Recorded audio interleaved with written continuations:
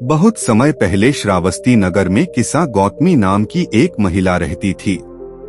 उसका एक छोटा बेटा था जिसे वह अपनी जान से भी अधिक प्यार करती थी। उसका बेटा ही उसकी दुनिया था। एक दिन अचानक उसका बेटा गंभीर रूप से बीमार पड़ गया। किसा गौतमी ने हर संभव प्रयास किया, वैद्यों को बुलाया, दवाइयां दी, पूजा पाठ किया, लेकिन नेति को कुछ और ही मंजूर था। कुछ ही दिनों में उसके बेटे की मृत्यु हो गई। अपने बेटे की मृत्यु को किसा गौतमी स्वीकार नहीं कर पाई। वह अपने बच्चे को गोद में उठाकर पूरे नगर में भटकने लगी और लोगों से विनती करने लगी, कोई मेरे बच्चे को जीवित कर दो, कोई ऐसी दवा बता दो जिससे मेरा बेटा फिर से जी उठे। लोग उसे देखकर दुखी होते, लेकिन कोई उसकी सहायता नहीं कर पाता। एक दिन एक वृद्ध व्यक्ति ने कहा, तुम भगवान बुद्ध के पास जाओ, शायद वे तुम्हारी सहायता कर सकें। यह सुनकर किसा गौतमी तुरंत बुद्ध के पास पहुंची। उसने रोते हुए कहा, भगवान कृपया मेरे बच्चे को जीवित कर दीजिए। बुद्ध ने उसकी पीड़ा को समझा। उन्होंने सीधे उपदेश देने के बजाय उसे एक सीख देने का निश्चय किया। उन्होंने कहा, मैं तुम्हारी सहायता कर सकता हूँ, लेकिन पहले तुम नगर से कुछ सरसों के दाने लेकर आओ।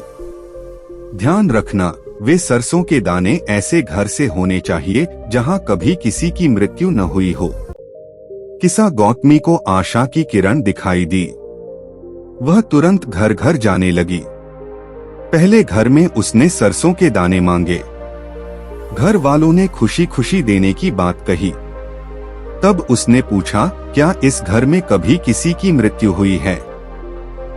घर वालों ने उत्तर दिया, हाँ, हमारे दादाजी का देहांत हो चुका है। किसा गौतमी आगे बढ़ गई। दूसरे घर में भी उसे यही उत्तर मिला। तीसरे घर में किसी की मां का निधन हुआ था। चौथे घर में किसी भाई की मृत्यु हुई थी। पूरा दिन बीत गया।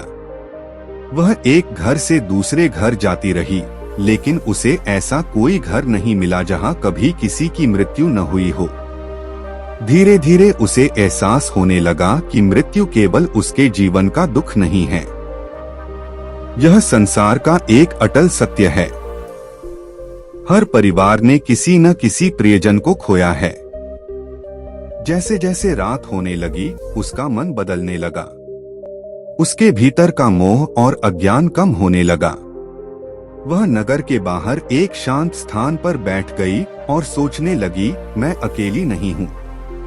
संसार में हर व्यक्ति को किसी न किसी दिन बिछड़ने का दुख सहना पड़ता है। अगली सुबह वह बुद्ध के पास लौटी। अब उसके चेहरे पर पहले जैसी बेचैनी नहीं थी। बुद्ध ने पूछा, क्या तुम्हें सरसों के दाने मिल गए? किसा गौतमी ने नम्रता से उत्तर दिया, भगवान सरसों के दाने तो मिल गए, लेकिन ऐसा कोई घर नहीं मिला जहां मृत्यु न आई हो।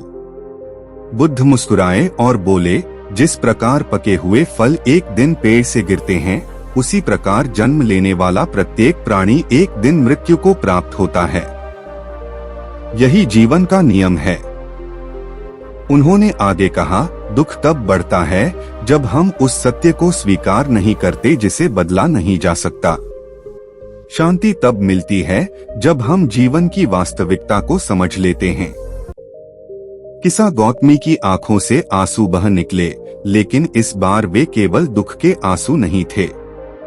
उनमें समझ और स्वीकार्यता भी थी। उस दिन से उसका जीवन बदल गया। उसने बुद्ध के मार्ग को अपनाया और करुणा, धैर्य तथा ज्ञान का जीवन जीने लगी।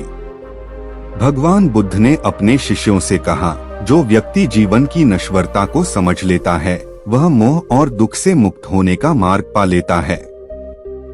इस कहानी से हमें सीख मिलती है कि जीवन और मृत्यु प्रकृति के नियम हैं। जो व्यक्ति इस सत्य को स्वीकार कर लेता है, उसके जीवन में शांति, धैर्य और समझ विकसित होती है। दोस्तों, बुद्ध और सरसों के दाने की यह कथा हमें सिखाती है कि जीवन में कुछ सत्य ऐसे होते हैं जिन्हें बदला नहीं जा सकता। मृत्यु जीवन का एक स्वाभाविक नियम है और इसे स्वीकार करना ही आंतरिक शांति की शुरुआत है। यदि इस कहानी ने आपके दिल को छुआ हो तो वीडियो को लाइक करें, अपने दोस्तों और परिवार के साथ शेयर करें और चैनल को सब्सक्राइब करना न भूलें। कमेंट में जरूर बताइए कि इस कहानी की कौन सी सीख आपको सबसे अधिक प्रेरणादायक लगी। हम फिर मिलेंगे एक और प्रेरणादायक बुद्ध कथा के साथ। धन्यवाद। नमो बुद्धाय।